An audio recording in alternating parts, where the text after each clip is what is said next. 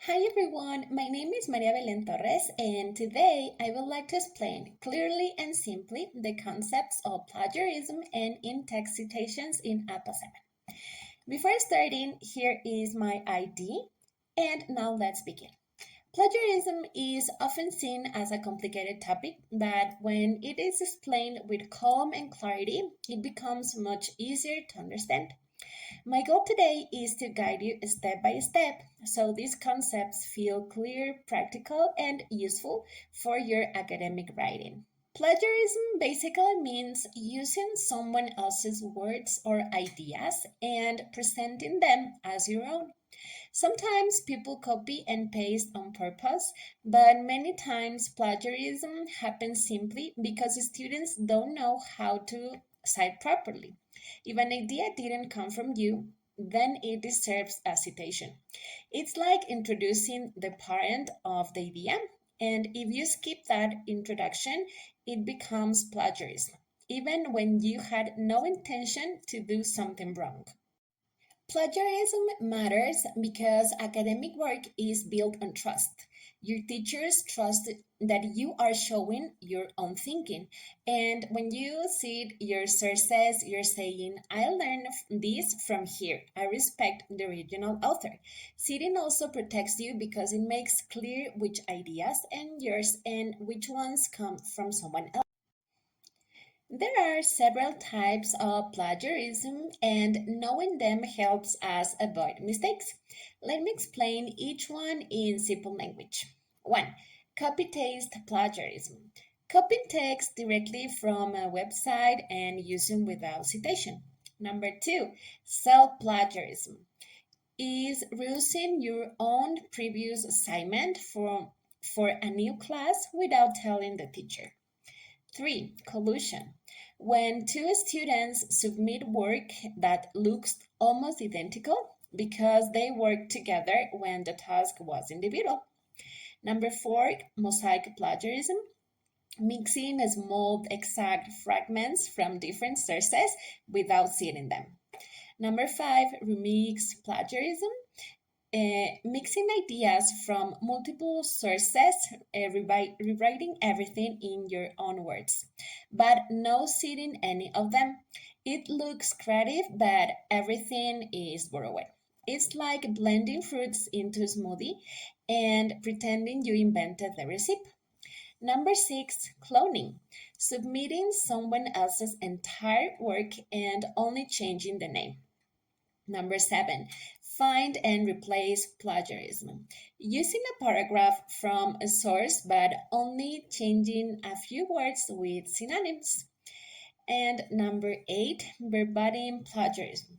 Using exact words without quotation marks and citation. Avoiding plagiarism becomes much easier when we work responsibly with other authors' ideas. This key is to stay organized and intentional while writing. One practical way to avoid plagiarism is to take notes in your own words while you read. This helps you understand the idea and prevents you from copying sentence accidentally. Another helpful habit is keeping track of every source you use, even if you're not sure you will include it later. Save the author, year, page, numbers, and links. It makes everything transparent. And of course, the most important thing is to acknowledge your sources. If an idea is not yours, you need to show where it came from. This honesty protects your work, and strengthens your writing. After this, I will explain how to do that correctly using paraphrasing and direct quotation in a. This slide, we can see the main types of in-text citations in APA 7, all in a simple way. First, direct quotes. When we use the exact words of an author, we include quotation marks, the author, the year, and the page number. That's the only time we need a page. Then we have paraphrasing. Here we keep the idea from the author, but we say it in our own words. We only use the author and the year, either inside the sentence or at the end. Next, we have multiple authors. With two authors, we mention both names. With three or more, we use it all. So the citation stays short. If our source has no author or no date, we replace the author with the title, and if there's no date, we write ND. And finally, organizations as authors. Sometimes the author is not a person but a group, like WHO. In that case, we see the organization's name and later we can use the abbreviation. This slide is basically a quick guide to remember which format to use depending on the source you have. On this slide, I just want to show you the difference between plagiarism and a correct citation. Let's start with the incorrect example. Here the sentence says, students feel more motivated when technology is used in the class. The problem is that there's no citation, so it looks like the idea is mine. If it came from a source, this would be plagiarism. Now look at the correct paraphrase. Students show more motivation when digital tools are used in lessons. Peters 2021. Here is I rewrote the idea using my own words and added the citation. This makes it completely valid in APA. And the last one is the direct quote. Students feel more motivated when they interact with digital tools. Peters 2021, page 43.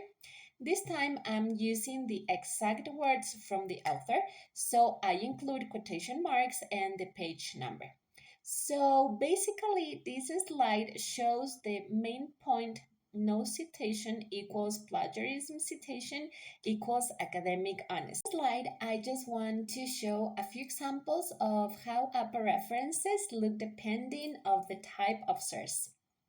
The first one is a book with no author.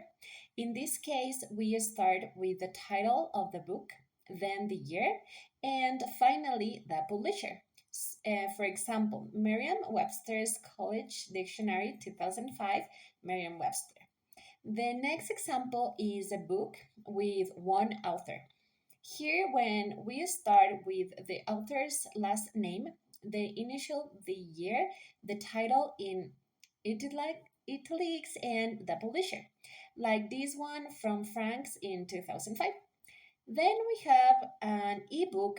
The format is similar to a printed book, but at the end we include the URL because it's a digital.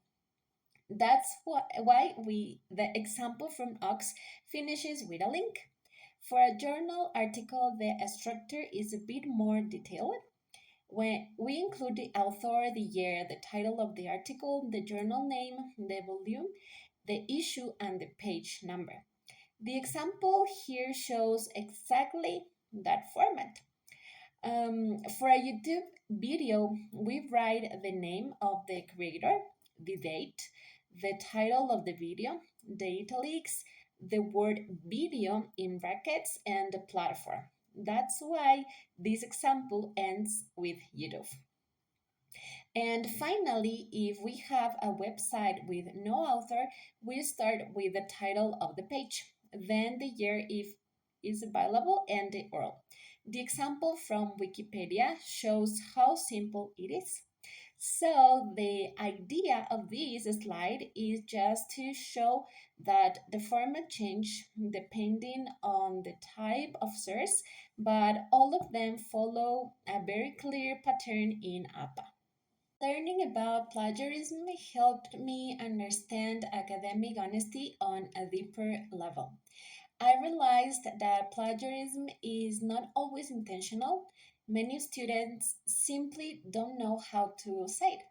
Once I learned paraphrasing and APA in text citations, I felt more confident in my writing. Avoiding plagiarism becomes natural when we take notes in our own words, track our sources, paraphrase instead of copying, and check our citations before submitting. Academic honesty is not only a university rule, it is a habit that builds integrity, strengthens our voice, and helps us grow as learners and future professionals. So, thank you for watching, and I hope you liked the video.